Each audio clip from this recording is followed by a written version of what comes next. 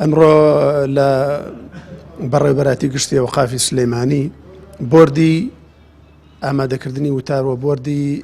علمی و زانستی سەر بە محافزەی سلەیمانی کۆبووینەوە سەبارەت بە ئەم بابەتی نەخۆشی کۆڕۆنایەوە ئەو قسە و قسەڵۆکانی بڵاو بۆتەوە کە گوایە بڕیار دراوە لەسەر داخستنی مزگەوت و نەمانی جومعە تاوان بڕیاری وانە لە وەزارەتی ئەوقاف دراوە نە لە لیژنەی سلەیمانی دراوە بڕیاری وانە دراوە تەنها قسەی دیجیتال میدیایەگە ناشتیوانیە بەڵام ئەمڕۆ بەڕاستی باسی ئەومان کرد کۆمەڵی بڕیارماندا کە مامۆستایانی ئاینی ئەم جومعە خەڵکی ئاگادارکەنەوە ئەم جومعە کورتترین وتار بدەن هیچ وتارێک نەگاتە 10 دقیقە و هەوڵدەن خەرباڵخی لە مزگەوتەکانە بە تایبەتی مناڵ نایە بۆ مزگەوت خەڵکی نەخۆش نایە بۆ مزگەوت ئافرەتان نێن بۆ مزگەوت ئەم جومعە لەبەر ئەوەی ئەم نەخۆشیە بڵاوە بەڕاستی هەموو لایەکی کردوتەوە ئینسانە بێ خۆی بپارێزێ و باسی ئەوشمان کرد کە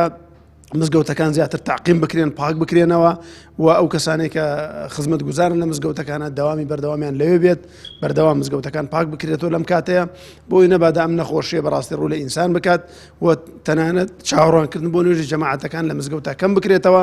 یعنی هەوڵ بدرێ کەمترین تەجەموع مامۆستایانی ئاینی خەڵک ئاگادارکەنەوە کە شیرینی خواردنەوە نەکرێت تا ئەکرێ لە مناسبەی مارە بڕیندا